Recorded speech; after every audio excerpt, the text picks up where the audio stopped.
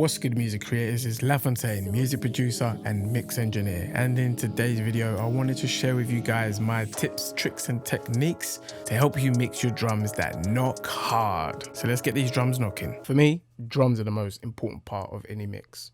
Just like when you build a house, you need solid, firm foundations, and just like in our mixes, you need a solid, firm foundation, which will be your groove section, the drums and bass. That being said, I like to start with the drums. That will be my anchor point. When the drums sound solid and everything sits right for me, I'll then move on to the rest of the mix. So let's dive into the drums and have a look what's going on there. So I'll play you a portion of the song so you can really catch the vibe and really get a feel for the song. If you step into my shoes, maybe then, no, then you know. If you see it through my eyes, maybe then you go. Oh, baby, then you know. If you see it through my eyes. If you see it through my eyes. If you step into my shoes, maybe then, no, then you know. If you see it through my eyes, maybe then you go. Oh, baby, then you know.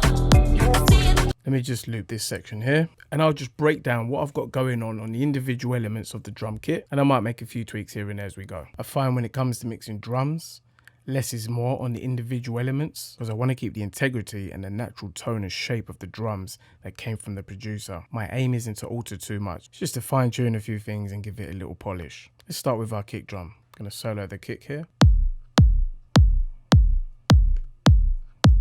So I've got a channel EQ here, it's just Logic stock EQ. I'm going to bypass this for a moment. And FYI, I've gain staged everything already, so the levels are at my satisfaction. So let's listen to the kick with nothing on.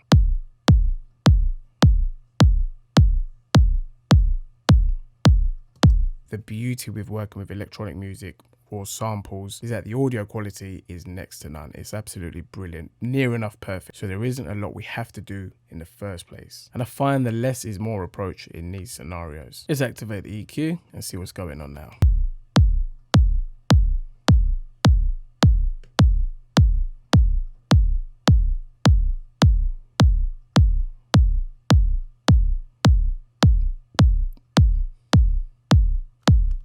So I've rolled off about 30 Hertz at quite a steep 48 dB, just to clean up that low end and really tighten it up. Let's bring in our snare.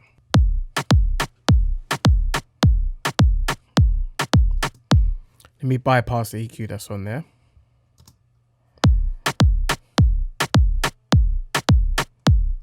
With the EQ. So without the EQ, the snare had a lot of sizzle. It was quite crispy. With the EQ, I've almost sort of lo-fied it. So I've rolled off 90 Hertz, dipped at 500, and I've shelved everything from 1320 down. Now thinking back to the mix, I've probably done that to allow some space for the vocals and to not clash with some of the high-end percussion stuff we've got going on in the drums as well. Because the more you leave all those high-end elements in the mix, that's when you get a very harsh ear-piercing sounding mix, and that is not pleasant at all. So like I said at the beginning, as you can see, I'm not doing very much. I've used an EQ on the kick and an EQ on the snare. And it goes to show when you get high-end quality audio, you don't need to do very much. Moving on, a little snare roll on the 4th bar.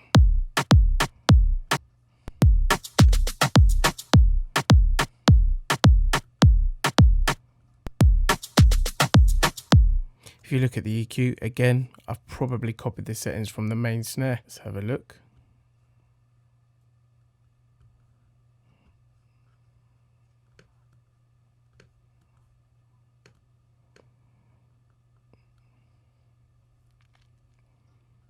Yeah, fairly similar. However, I've dipped -7 at 500 and -6.5 on the low shelf there. And I hardly touched the bottom. Next are these really cool claps. Let's listen to it.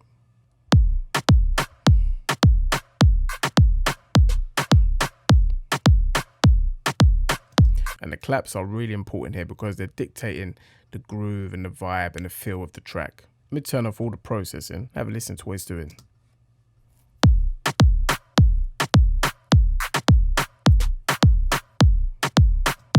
Let's turn the processing on.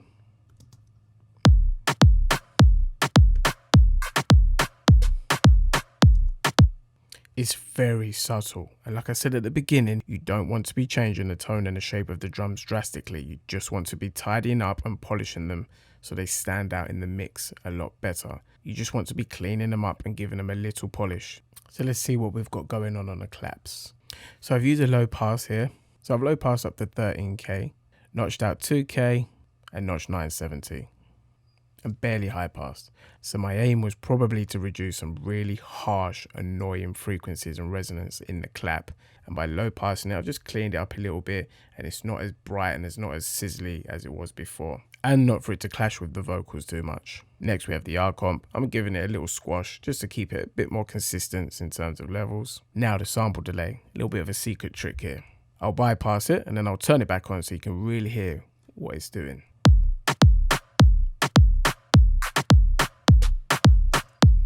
Turn it on. I'm going to exaggerate so you can really hear what's going on. Bypass it. Turn it back on.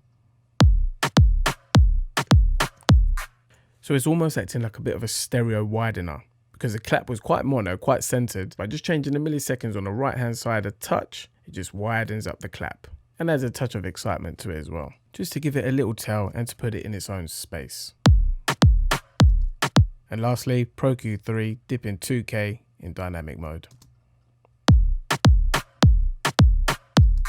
And that's just to really control and tame any harshness in that clap, just to avoid it competing with the vocals and any other high-end percussion sounds we've got in the mix. Next are our hi-hats. So I've rolled everything off up to about 3k, low pass 12.6. There's nothing really down in the low end there. I'm just tightening up the hi-hat. And again, I'm just taming the highs. This is a nice little plugin on hi-hats. It just keeps the consistency there, adds a little bit of weight and a little bit of glue, just to upkeep its presence and to really hold its own in the mix. Let's listen to it in action.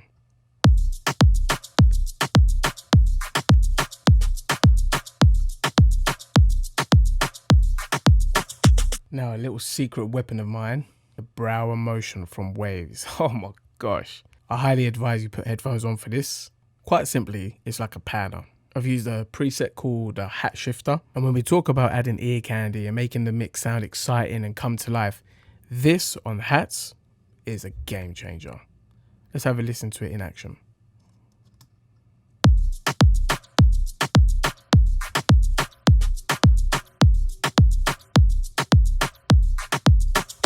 Without.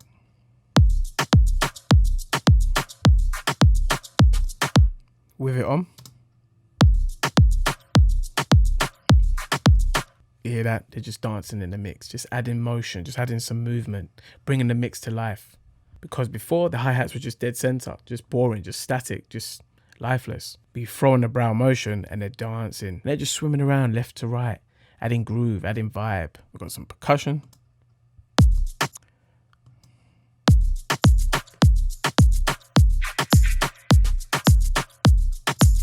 I'll turn off the hi-hats just so you can hear what the percussion's doing because they almost occupy the same frequency range.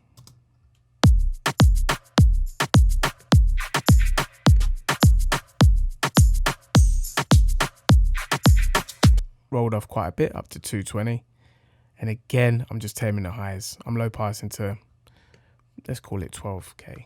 And as you can see with hi-hats and shakers and percussive sounds, I like to tame my high ends. I like to low pass. Don't be afraid of low pass. And we always talk about high passing everything to add clarity and to get rid of that mud sound. Don't be afraid to use low pass as well. We don't need all the high-end information from certain instruments or vocals. Control things, tame things, to allow other elements in our mix to shine through. And I've used a CLA mix down on this as well. I had the brow motion loaded and ready to go. However, I had it on the hi-hats, so I couldn't have it on this as well. It would be just too much. Let's bring the hi-hats back in.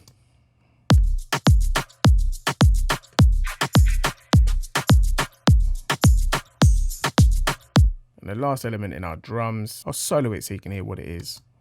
I've called it stomp. Sounds like a big stomp. So I called it stomp. But when you put it into the mix, it adds some impact and it adds some urgency to the drums. Let's listen to the drums as a whole.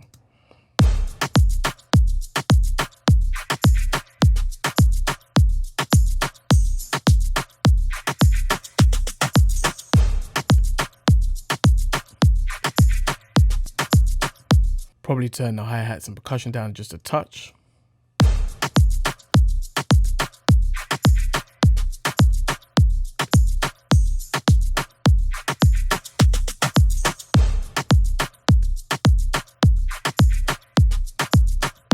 That sounds good to me. My kick is knocking, my snares are snappy, my claps are airy and spacious, my hi-hats are moving and dancing from left to right, adding some movement, adding some excitement. So I feel I've got a nice solid foundation there to build the rest of my mix on. And like I said before, I wasn't doing very much to the individual elements in the drum kit. All I was doing was cleaning this and tightening that. Then I'll bus my individual drum sounds to one main drum bus. And at my drum bus is where I'll do most of my heavy lifting, where I can really shape the sound of the drums. The drum bus is where the magic happens. First in line is the R bass. What I'm going to do is just bypass all the other effects that I've got going on, so you can really hear what each plugin on each step is doing and adding to the drums. So let's quickly listen to the drums again without any processing on the drum bus.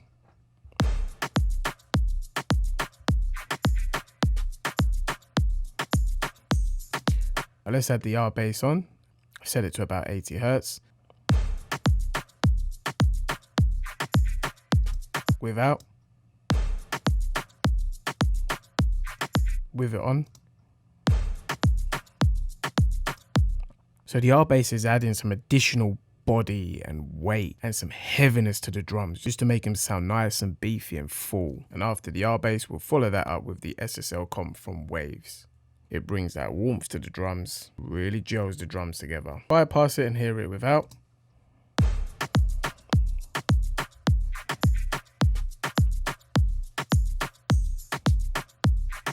Activate the plugin.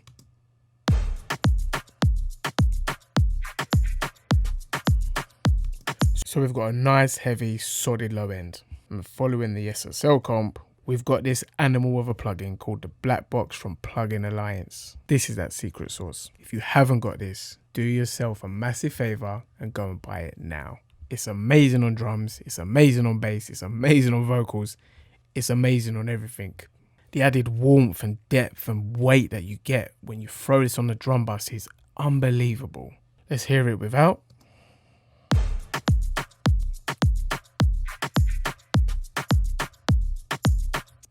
With.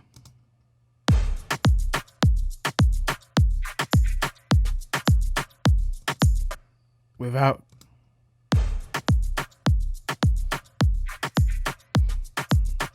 With. Wow, wow, they sound amazing. The drums are knocking hard just the way we want them. Just a quick recap, let's bypass the plugins on the drum bus.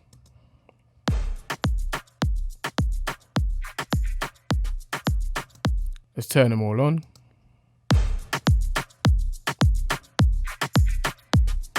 They're right up there, front and center, sounding weighty, beefy, and hard. And it's a solid foundation for the rest of the mix. And last in the chain is another amazing plugin called the BX Digital V3 from Plugin Alliance. I'm dipping 2K in the midsection just to carve out some space for the vocals. Now, to really make your drums knock hard in the mix and to have your mixes stand side by side with the big gun, you've got to use parallel compression. Now, if you don't know what parallel compression is, I won't go into too much detail on it today. However, I will be doing a video all about parallel compression. Now, I did get this parallel compression trick from the legendary Dave Pensado. Shout out Mr. Pensado if you ever happen to stumble across this video. I'm sure myself and others have learned so much from you. So, for his parallel compression chain, he goes through a DBX 160 into a Pultec. But here's the alternative to that chain. Here's the MV2 doing some squashing, followed by the Pro Q3, dipping 1.5 dB at 50 Hertz. And we can blend in as much as we see fit. Let's take the parallel compression right down and I'll slowly blend it in. And then we can A/B it to hear what's going on.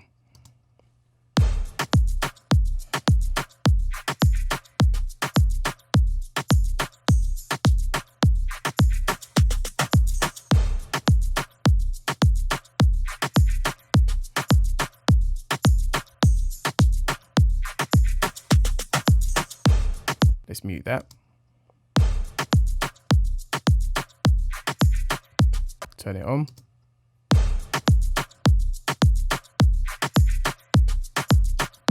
Muted.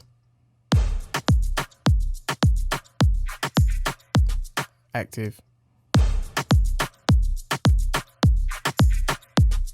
mute, active,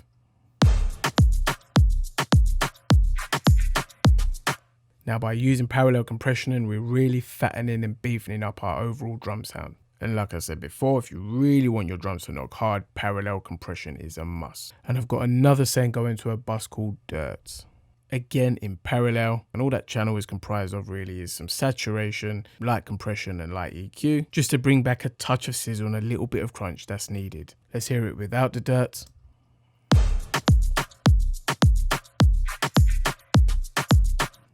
And I'll raise it slightly.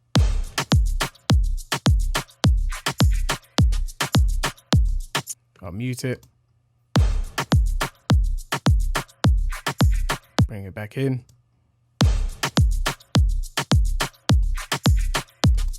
Brilliant. So it's just bringing back some transients, adding a little bit of sizzle and a little bit of crunch back to the drums that we may have lost in the process. If you step into my shoes, maybe then, oh, then you know. If you see it through my eyes, maybe then. And that's how you mix drums to knock hard. Now let's listen to it with the rest of the mix. If you step into my shoes, maybe then, oh, then you know. If you see it through my eyes, maybe then, you go. Oh, maybe then you know. If you see it through my eyes. Sounds amazing. Sounds sick.